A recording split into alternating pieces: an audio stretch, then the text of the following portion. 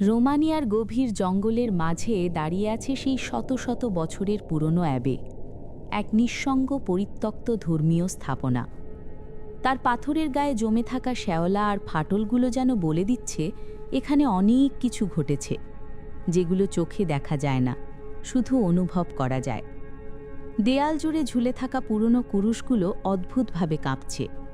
বাতাসটা ভারী, এমন ভারী যেন শ্বাস নিতেও ভয় করে।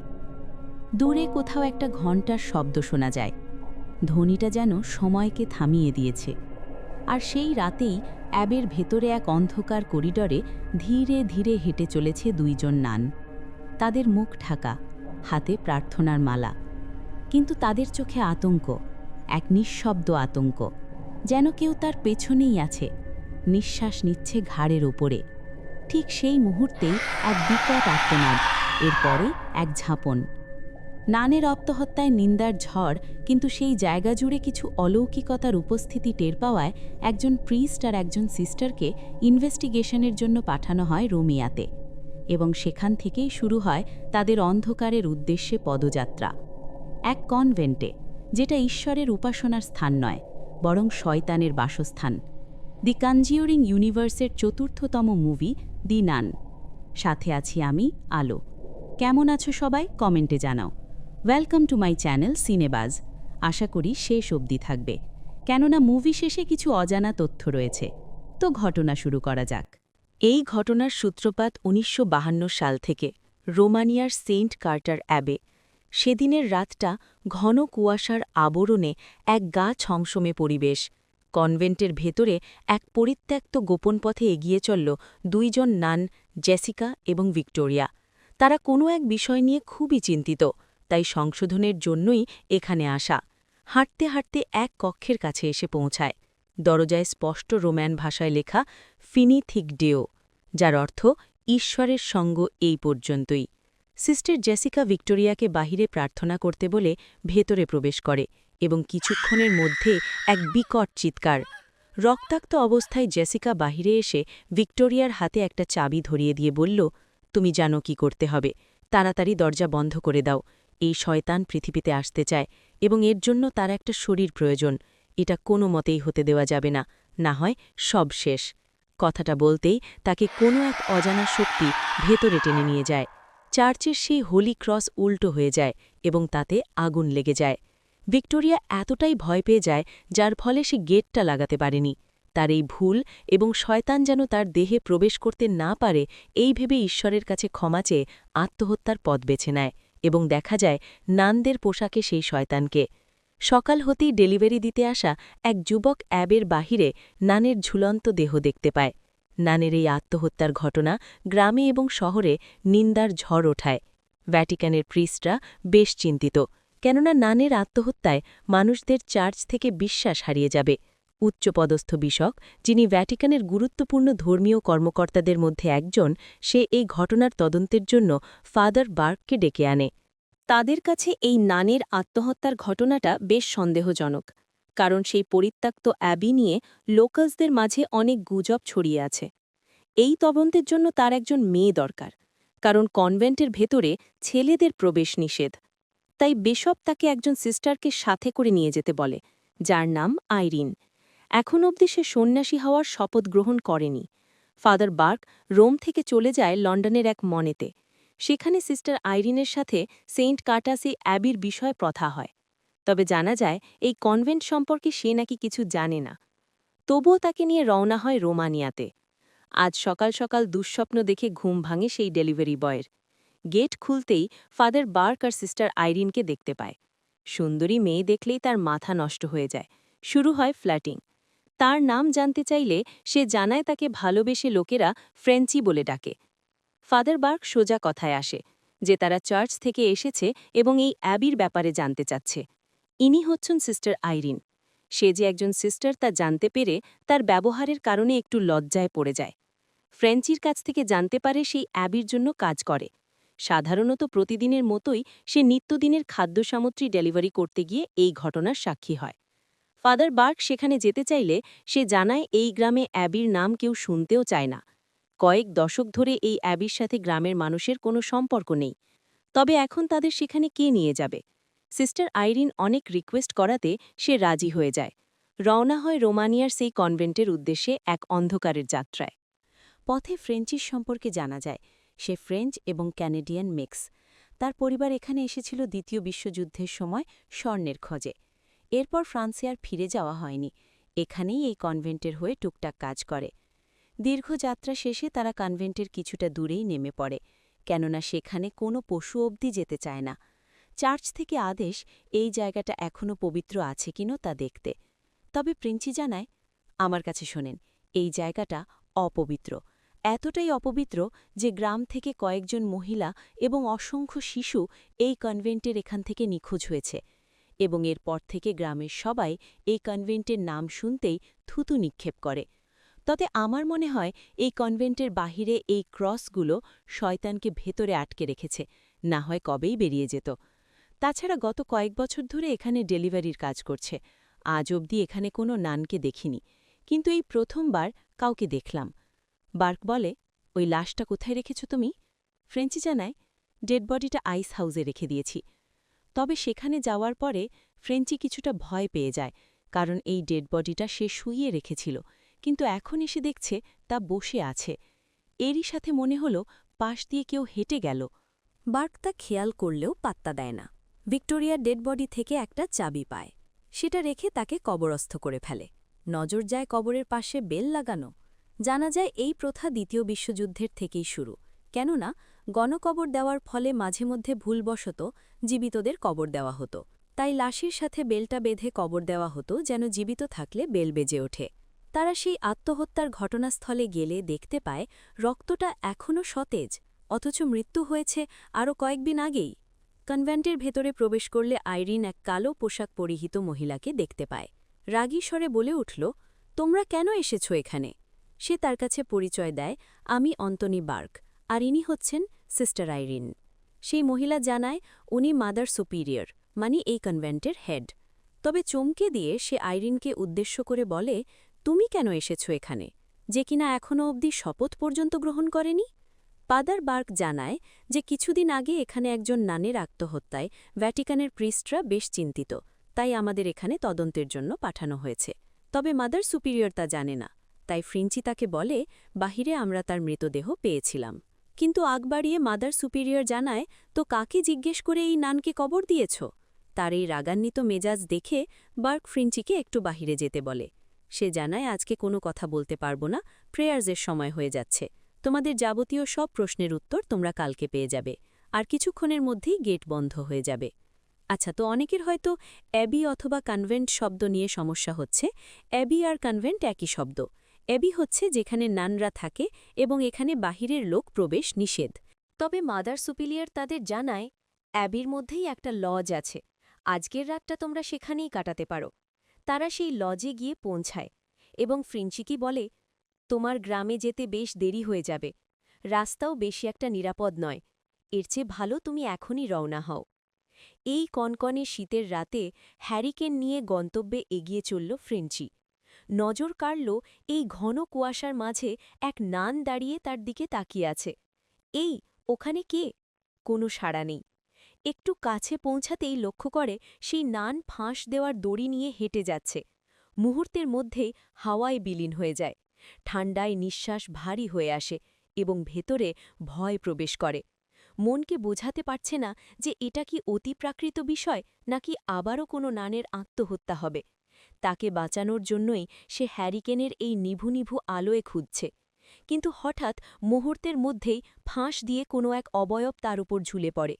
হ্যারিকেন নিয়ে কোনো মতে প্রাণপণে সেখান থেকে পালাতেই যাবে, ঠিক সামনেই নজর যায় সেই অবয়ব দাঁড়িয়ে। মুহূর্তের মধ্যেই সে উধাও। সে সুরক্ষার জন্য কবর থেকে একটা হোলি ক্রস উঠিয়ে নেয়। অন্যদিকে লজে আইরিন একটা ফটো দেখতে পায়, যেখানে সিস্টার শার্লেটকে দেখা যায়। ডিনারে বসলে ফাদার বার্কের সাথে তার কথা বলতে বলতেই উঠে আসে কিছু অজানা তথ্য। আইরিন জানায় সে প্রায়ই উদ্ভট স্বপ্ন দেখে, যা খুবই ভয়ানক, কিন্তু স্বপ্নের শেষ মুহূর্তে সে মাদার ম্যারিকে দেখতে পেত, এবং স্বপ্নের মধ্যেই সে বারবার একই কথা বলে, মাদার ম্যারি আমাকে সঠিক পথ দেখাবেন।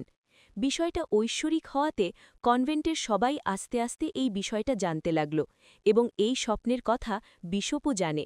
হয়তো এই কারণেই আমাকে সে এখানে পাঠিয়েছে। তার এই কথা শুনতে পেয়ে বার্কের অতীতের কথা মনে পড়ে যায়। এটা দ্বিতীয় বিশ্বযুদ্ধ চলাকালীন সময়ের ঘটনা। তখন আমি লিয়ন শহরে প্রিস্তের দায়িত্বে ছিলাম।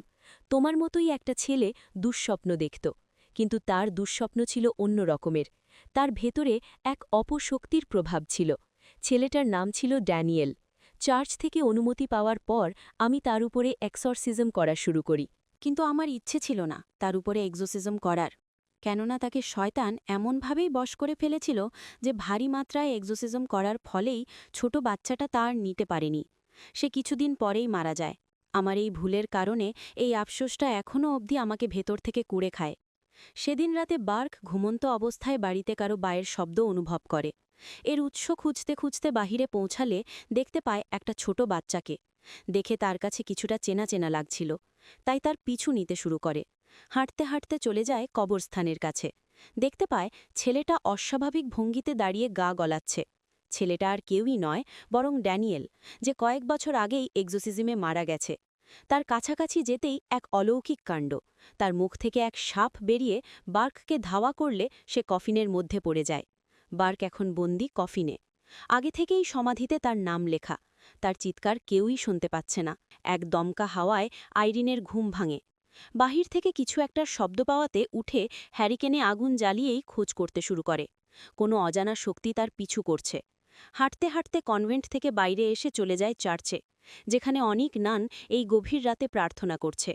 নজরে পড়ে এক ছায়া, ক্রমশই বড় থেকে ছোট হতে লাগল। আইরিন কিছু একটা বুঝে ওঠার আগেই তখন আয়নায় তাকায়। তার সামনে চেহারাবিহীন এক নান, কিন্তু পেছনে ঘুরতেই সেখানে কেউ নেই। আইরিন খুবই সাহসী। এইসবে তোয়াক্কা না করে সে বাইরে চলে আসে। হঠাৎ বাতাসে ভেসে আসা বার্কের আর্তনাদ শুনতে পায়। যখন কবরস্থানে গিয়ে পৌঁছায়, সেই শয়তান আইরিনকে পথভ্রষ্ট করার চেষ্টা করে। কবর থেকে বেলের শব্দ আসছে ঠিকই, কিন্তু সবগুলো থেকে। এখন কোনটাতে বার্ক রয়েছে সে বুঝে উঠতে পারে না। আইরিন শুরু থেকেই বলেছিল সে স্বপ্ন দেখত যে মাদার মেরি তাকে সাহায্য করে। সে চোখ বন্ধ করে ঈশ্বরের কাছে প্রার্থনা করলে আধ্যাত্মিক অনুভূতির জন্য ফাদার বার্কের কবরের সন্ধান পায়। কিন্তু হাতে বেশি সময় নেই। বার্ক কফিনের ভেতর থেকে বেল বাজাচ্ছে। কিন্তু এই কফিনে সে একা নয়, বরং এক মৃত লাশ যে তাকে শেষ করতে চাচ্ছে। সঠিক সময়ে আইরিন তাকে সেখান থেকে উদ্ধার করতে সক্ষম হয়। কবর থেকে উঠতেই সেই কঙ্কালের সাথে কিছু বই দেখতে পায়। বার্ক সেই বইগুলো সাথে করে নিয়ে চলে আসে। পরদিন তারা চলে যায় কনভেন্টে। তবে লক্ষণীয় বিষয়, সদর দরজার সামনে আজকেও রক্তগুলো টাটকা। ভেতরে প্রবেশ করে কনভেন্টের দরজার সামনে দাঁড়িয়ে বার্ক মাদার সুপিরিয়রের কাছে জিজ্ঞেস করছে, আজকে কি জিজ্ঞাসাবাদ করা যাবে? সাথে সাথেই দরজা খুলে গেল এবং আইরিনকে ভেতরে যেতে বলে। সিস্টার আইরিন প্রথমবারের মতো সেই পুরনো কনভেন্টের ভেতরে পা রাখে। পবিত্র স্থানে এক বাদরের উপস্থিতি যেন খারাপ কিছুর ইঙ্গিত দিচ্ছে। সামনেই এক সিস্টার প্রার্থনায় মগ্ন। পেছন থেকে ডাক দিতে গেলে এক নান এসে তাকে আটকে দেয় এবং জানায়, এই কনভেন্টে আমাদের ২৪ ঘণ্টা প্রার্থনা একজনের পর একজন ক্রমাগত চালিয়ে যেতে হয়, তাই দয়া করে এতে বাধা সৃষ্টি করবেন না। অন্যদিকে গতকাল রাতের ঘটনায় কোনো মতে ফ্রেঞ্চি নিরাপদে গ্রামে ফিরে আসে। বারে বসে ড্রিঙ্কস করছে আর ভাবছে গতকাল রাতের কথা। বারে এক মহিলা আয়না ঢেকে দিচ্ছে। কোনো এক অজানা কারণে বারটেন্ডারকে জিজ্ঞেস করলে জানতে পারে ওই মহিলার ১২ বছরের মেয়ে গলায় দড়ি দিয়ে আত্মহত্যা করেছে। তাছাড়া এক ছেলে হঠাৎ করেই অন্ধ হয়ে গেছে, আর এক লোক নাকি গ্রাম থেকেই নিখোঁজ। তার মতে যাই কিছু আছে ওই কনভেন্টের ভেতরে, সে শয়তান গ্রামবাসীকে অভিশপ্ত করছে। বারটেন্ডার আরও বলে, শুনেছি কনভেন্টে নাকি একজন প্রিস্ট আর এক সিস্টার এসেছে, হতে পারে নতুন করে আরও দুইজনের মরদেহ পেতে চলেছি। কথাটা শুনে ফ্রেঞ্চি অনেকটা চিন্তায় পড়ে যায়। বার্ক সেই কবর থেকে পাওয়া বইগুলো পড়ে জানতে পারে এক ডেমনেরা সম্পর্কে, যার নাম ভ্যালেক। সন্ধ্যাখুনি আসতেই কনভেন্টের আসল দরজা বন্ধ হয়ে যায়। সিস্টার আইরিন এখনও কনভেন্টের ভেতরেই। সেখানে তার কথা হয় সেই নামের সাথে, যার নাম সিস্টার ওয়ানা। আইরিন থেকে সিস্টার ভিক্টোরিয়া সম্পর্কে জিজ্ঞেস করলে সিস্টার ওয়ানা তার স্মরণে কিছু কথা বলে, তবে পেছনে আরেক নান দাঁড়িয়ে আছে, সংকেত দিচ্ছে সে যেন বাড়তি কথা না বলে। ওয়ানা জানায়, আমাকে ক্ষমা করবেন, আমাদের জীবন সংক্রান্ত কিছু বলতে পারব না। তবে আইরিন এই কনভেন্টের ইতিহাস সম্পর্কে জানতে চায় এবং এখানে উঠে আসে কিছু চাঞ্চল্যকর তথ্য। ইউরোপের একটা ইতিহাস রয়েছে, এক অন্ধকার অধ্যায়। সময়কাল সাল 500 থেকে 900। এই সময়টাকেই ডার্ক এজ বলা হয়, কারণ তখন পুরো ইউরোপ জুড়ে ছিল অশান্তি, ভয়, অজ্ঞানতা আর ধর্মীয় উগ্রতা। চার্চের প্রভাবে বাড়তে থাকে অন্ধবিশ্বাস, আর সেই অন্ধবিশ্বাসের আড়ালে গড়ে ওঠে কিছু গোপন কাহিনী, ঠিক যেমনটা ঘটেছিল সেই রহস্যময় অ্যাবের ভেতরে। এই কনভেন্ট অথবা অ্যাবে তৈরি করেছিল সেন্ট কার্টার ডিউক বা রাজা। শুরুতে এটা ছিল একটা রাজমহল। নিষিদ্ধ জাদুর প্রতি সে অন্ধবিশ্বাসী ছিল। ব্ল্যাক ম্যাজিক প্র্যাকটিস করে সে যা জ্ঞানার্জন করেছিল সে তার নিজের লেখা বই স্থান দিয়েছিল। এবং এখানে আমরা ভিউয়ার্সরা জানতে পারি ফাদার বার্ক যেদিন রাতে কবরে ছিল, যেখান থেকে সে সেই বইগুলো পেয়েছিল, সেটা ছিল সেই সেন্ট কার্টার রাজার কবর। তবে প্রশ্ন আসে, সে মরল কিভাবে? রাজার উদ্দেশ্য ছিল নরক থেকে এক ভয়ানক ডিমনকে এই পৃথিবীতে আনা, যাতে করে সে আধ্যাত্মিকতার জ্ঞান আর অমরত্ব হাসিল করতে পারে। ফলে শুরু করেছিল বিভিন্ন রিচুয়াল। এক পর্যায়ে পৃথিবীর বুকেই এই সেন্ট কার্টার রাজমহলের এক গোপন কক্ষে নরকের দরজা খুলে ফেলতে সক্ষম হয়। বেরিয়ে আসছিল এক ভয়ানক অস্তিত্ব। কিন্তু ততক্ষণে চার্চের প্রধানরা গোপন সূত্রে রাজার কার্যকলাপ সম্পর্কে জানতে পারে এবং সঠিক মুহূর্তে চলে এসে রাজাকে হত্যা করে। এবং এই পোর্টাল বন্ধ করতে জিসাস ক্রাইস্টের রক্ত, যা হোলি রেলিক্স নামে পরিচিত, সেটা দিয়ে সিল করে দেওয়া হয়। সাথে চার্চের প্রধানেরা এই রাজমহলকে পরবর্তীতে কনভেন্ট হিসেবে গড়ে তোলে এবং এই সেই শয়তানকে দমিয়ে রাখতে যুগ যুগ ধরে কনভেন্টের নানেরা 24 ঘণ্টা প্রার্থনা করে। এভাবেই কয়েক শতক পার হয়ে যায়। তারপর আসলো দ্বিতীয় বিশ্বযুদ্ধ। বিশ্বযুদ্ধের এই ভয়ানক বোমাবর্ষণে এই কনভেন্টের সেই নরকের দরজা আবারও ভেঙে যায় এবং এই শয়তানের জন্যই সিস্টার ভিক্টোরিয়াকে নিজের জীবন দিতে হয়েছে। সে আর বেশি কিছু বলতে পারে না। তখনই এক নান এসে তাকে থামিয়ে দেয়। নান বলে, তুমি এখনো শপথ গ্রহণ করনি, তো এখানে কেন এসেছ? এখান থেকে চলে যাও। সিস্টার ওয়ানা জানায় আজকে সে যেতে পারবে না, কারণ সন্ধ্যার পর গেট বন্ধ থাকে। আজকের রাতটা এখানেই কাটাতে হবে। থাকার জন্য তাকে একটা নির্দিষ্ট কক্ষ বাছাই করে দেয়। তবে রুমে প্রবেশ করতেই নজর যায় খাটের সাথে দড়ি বাঁধা। বিষয়টা সে বুঝতে পারে না। ওয়ানা চলে যাওয়ার সময় তাকে জিজ্ঞেস করে, সিস্টার, এই চাবিটা কিসের? সিস্টার ভিক্টোরিয়ার মৃতদেহ থেকে পেয়েছে। তবে ওয়ানা জানে না যে এটা কিসের চাবি। এরই সাথে যাওয়ার আগে সে বাহির থেকে গেটটা তালা লাগিয়ে চলে যায়। ফাদার বার্ক সেই বইগুলো থেকে এই রাজমহলের ব্লুপ্রিন্ট পেলে কনভেন্টে প্রবেশ করার সিক্রেট প্যাসেজ খুঁজতে শুরু করে। কেননা আইরিন একা ভেতরে, যদি তার কোনো ক্ষতি হয়, কিন্তু সে কিছুতেই পাচ্ছে না। তখনই হঠাৎ মৃদু সুরে কেউ বলে উঠল, ভেতরে প্রবেশ করার দ্বিতীয় রাস্তা তুমি পাবে না। কণ্ঠটা মাদার সুপেরিয়রের। সে তাকে জিজ্ঞেস করে, এখানে সমস্যা কি? আমার মনে হয় এই কনভেন্টের কোনো ভয়ানক ইতিহাস রয়েছে। কিন্তু মাদার সুপেরিয়র তাকে কিছুই বলে না, বরং সে তাকে বলে, যাই করো না কেন, আইরিন আর ফিরে আসবে না। অনেক দেরি করে ফেলেছ। এই বলেই যেমন থমকে গেল, হাতে থাকা মোমবাতি নিভে গেল। যখন সে তার কাছাকাছি যায়, বুঝতে পারে এটা মাদার সুপেরিয়র নয়, বরং সেই শয়তান যে কিনা তাকে ধোঁকা দিয়ে আসছিল এই অবধি। বাহিরে তখন বজ্রপাত আর বৃষ্টি। আইরিন স্বপ্ন দেখছে সে কোনো গোপন কক্ষে কারো পজিশনের মধ্যে আছে এবং মাদার ম্যারির কাছে সাহায্য চাইছে। সেই সাথে প্রথমবারের মতো স্বপ্নে সে ব্যালেককে দেখতে পায়। ঘুম ভাঙলে তার সামনে এক নানকে প্রার্থনা অবস্থায় দেখতে পায়। মুহূর্তের মধ্যেই কেউ নেই। হঠাৎ সিস্টার ভিক্টোরিয়া তার কানে ফিসফিস করে বলে, ঈশ্বর তোমার রক্ষা করুক। এই বলেই গলায় দড়ি দিয়ে সে ঝাঁপ দেয়। বুঝতে আর বাকি রইল না এটা সিস্টার ভিক্টোরিয়ার রুম। হঠাৎ সেই রুমের এক গোপন দরজা খুলে যায়। ঘুটঘুটে অন্ধকারে মোমবাতি নিয়ে রওনা হয় সেই পথে। পৌঁছায় বেসমেন্টের এক অজানা হল রুমে। চারিপাশে হোলি ক্রস, সামনে রহস্যময় দরজা, যার গায়ে লেখা ফিনিথেত, ঈশ্বরের সঙ্গ এই পর্যন্তই। দরজা খুলে গেলে দেখা যায় ফেলে দাঁড়িয়ে। সমস্ত ক্রস উল্টাতে লাগল। কোনো মতে হাতে থাকা চাবিটা নিয়েই সেখান থেকে পালাতেই যাবে, দেখে দরজা বন্ধ। সিস্টার ওয়ানা এসে তাকে বাঁচিয়ে নেয় এবং তাকে বলে, আমি তোমাকে সাহায্য করব, কিন্তু তুমি তাড়াতাড়ি সামনের পথ ধরে বেরিয়ে যাও, গিয়ে প্রার্থনা শুরু করো। বার্ক এবার কিছুটা শঙ্কিত। তার সামনে ড্যানিয়েল চারিপাশ থেকে তাকে হত্যার চেষ্টা করছে। সে বুঝতে পারে এটা ড্যানিয়েল নয়, বরং ডিমন ভ্যালেক, যে তার ভেতরজন অনুশোচনাকে কাজে লাগিয়ে দুর্বল করতে চাইছে। কোনো মতে সেখান থেকে বের হতে সক্ষম হয়। আইরিন কোনোমতে চার্চে এসে পৌঁছালে দেখে সিস্টার ওয়ানা মৃত পড়ে আছে। তবে মনে প্রশ্ন জাগে, তাকে সেখানে কে বাঁচালো? হঠাৎ একদল নান মুহূর্তের মধ্যেই উপস্থিত হয়ে জানায় তাদের প্রার্থনা করে যেতে হবে, কোনো ভুল ত্রুটি ছাড়া। যাই হয়ে যাক না কেন, চোখ খোলা যাবে না। ল্যাটিন ভাষায় শুরু হয় প্রার্থনা। মুহূর্তের মধ্যেই কোনো এক অজানা শক্তি সবাইকে ছুঁড়ে ফেলে দেয়, কিন্তু আইরিন তার মনোযোগ হারায়নি।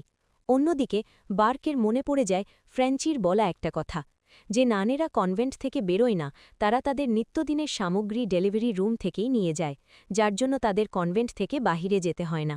বার্ক বুঝে যায় যে দ্বিতীয় দরজা কোথায়। সেখানে গিয়ে পৌঁছালে সম্মুখীন হয় এক অবয়বের, কিন্তু সঠিক মুহূর্তে ফ্রেঞ্চি এসে তাকে বাঁচিয়ে নেয়। আইরিন প্রার্থনা করেই যাচ্ছে, কোনো মতেই অশুভ শক্তি তার ধ্যান ভঙ্গ করতে পারছে না, তাই তাকে পেছন থেকে আঘাত করতে শুরু করে। তবে কিছুক্ষণ পরে বোঝা যায় যে তার প্রার্থনা কোনো কাজেই দেয়নি, বরং তার পিঠে আছড়ে পেন্টাগ্রাম এঁকেছে। পরিবেশটা শান্ত হলে উঠে বাকি নানদের সান্ত্বনা দিচ্ছে। একটু পরেই ফাদার বার্ক আর ফ্রেঞ্চিস সেখানে উপস্থিত হয়। তাদেরকে নানের কথা বললে তারা বলে, কোথায়, এখানে তো কোনো নান নেই। বার্ক জানায়, এই অবধি আমরা যা কিছুই দেখছিলাম সেটা ছিল সেই শয়তানের ধোঁকা।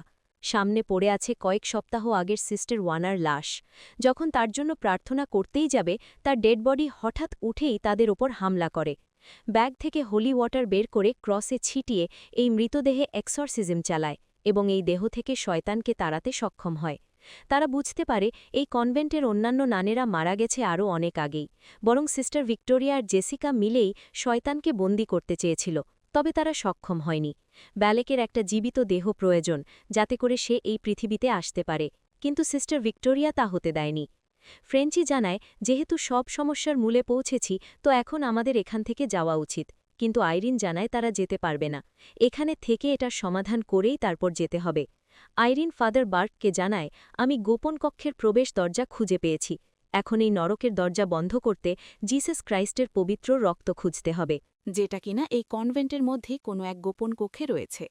তবে যাওয়ার আগে আইরিন তার শপথ গ্রহণ করতে চায়। সে তার ডিসিশন নিয়েই নিয়েছে যে সারা জীবন নান হয়েই থাকবে। শপথ শেষে তারা সেই গোপন কক্ষে গিয়ে পৌঁছায়। মাদার মেরির মূর্তির ইশারায় তারা সেই গোপন দরজার সন্ধান পায় এবং সেখানেই তারা হোলি রেলিক ব্লাড অফ ক্রাইস্টের সন্ধান পায়। বার্ক তা আইরিনকে পরিয়ে দেয় এবং রওনা হয় সেই গেটের উদ্দেশ্যে। মনের সাহস নিয়ে ভেতরে প্রবেশ করে। তিনজন তিন দিকে চলে যায় সেই গোপন কক্ষের সন্ধানে। হাতে বন্দুক নিয়ে ফ্রেঞ্চি এক রুমের কাছে যেতেই হঠাৎ হাতে থাকা মশাল নিভে যায়।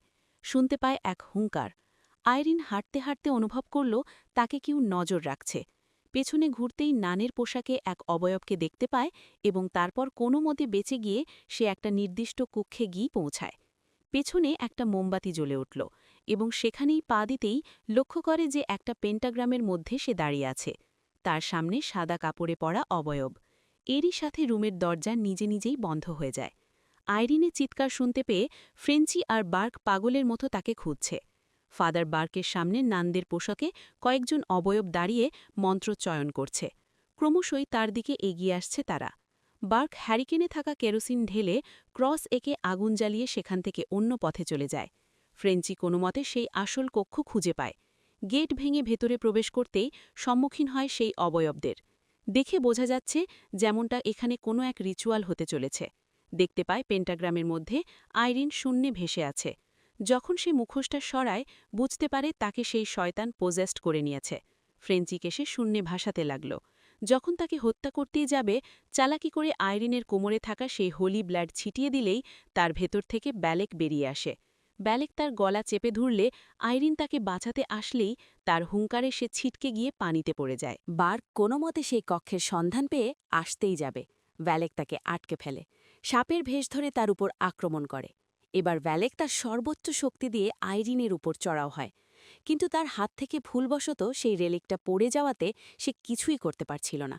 কোনো মতে চালাকি করে সমস্ত রক্তমুখী নিয়ে ভ্যালেকের শরীরে নিক্ষেপ করে। ভ্যালেক যন্ত্রণায় ছটফট করতে শুরু করে। সম্পূর্ণ কনভেন্ট জুড়ে তার আর্তনাদে কেঁপে উঠল। এরই সাথে সেই নরকের প্রবেশ দরজা সিল হতে লাগল। সঠিক সময়ে ফ্রেঞ্চি এসে তাকে পানি থেকে উদ্ধার করে তার প্রাণ বাঁচায়। সকাল হতে হতেই তারা বেরিয়ে পড়ে গন্তব্যে। কনভেন্টে থাকা সমস্ত নানদের সমাধি দিয়ে প্রে করে নেয়। আইরিন ফ্রেঞ্চিকে জিজ্ঞেস করে, আচ্ছা, তোমার আসল নাম কি তা তো বললে না? সে জানায়, আমার আসল নাম মরেস থোরার্ড। আইরিন জিজ্ঞেস করে, তো এখন কোথায় যাবে? ফ্রেঞ্চি জানায়, রোমানিয়াতে থেকে শিক্ষা হয়ে গেছে। কোথায় আর যাব? নিজের দেশের বাড়ি গ্রামে বাবার সাথে ক্ষেত খামারি করব। তবে দেখা যায় ফ্রেঞ্চির ঘাড়ে উল্টো ক্রস। বুঝতে আর বাকি রইল না যে ভ্যারেক সেখানে সিল হয়নি, বরং ফ্রেঞ্চিকে নিজের ভ্যাসেল বানিয়েছে। কিন্তু এখন প্রশ্ন, কে এই ভ্যালেক? ভ্যালেক ডিমনের নাম উঠে আসে এক প্রাচীন জাদুবিদ্যার বই থেকে, যার নাম দ্য লেজার কি অফ সোলেমন। সেই বইয়ে ভ্যালেককে ছোট ফলেন এঞ্জেল হিসেবে দেখানো হয়েছে। তার অবস্থান সেরার 61তম ডিমনের পরে এবং সে 30টা ডিমনের লর্ড। বইয়ের বর্ণনায় এসেছে তার বাহন হচ্ছে 2 মাথা বিশিষ্ট ড্র্যাগন। তাছাড়া তাকে নরকের রাজা হিসেবে খেতাব দেওয়া হয়েছে। তাকে ব্যবহার করা হয় গোপন কিছু সন্ধানের জন্য, এবং এরই সাথে সে সাপেদের সর্দার। তবে প্রশ্ন আসে, দ্য নান মুভিতে ভ্যালেককে কেন নানের রূপে দেখানো হয়? ভ্যালেক মূলত তাদেরকেই টার্গেট করে যাদের ধর্মবিশ্বাস খুব দৃঢ়, বিশেষ করে খ্রিস্ট ধর্মের বিশ্বাসী মানুষদের। ভ্যালেক বোঝে যে ঈশ্বরের প্রতি আস্থাই হচ্ছে মানুষের সবচেয়ে বড় অস্ত্র, তাই নানের পোশাকে সে সেই আস্থাটাই মুছে ফেলে, তা ভয় বানিয়ে টার্গেট করে মানুষদের। এবং সেই সাথেই শেষ হয় দ্য নান মুভির এক্সপ্লেনেশন।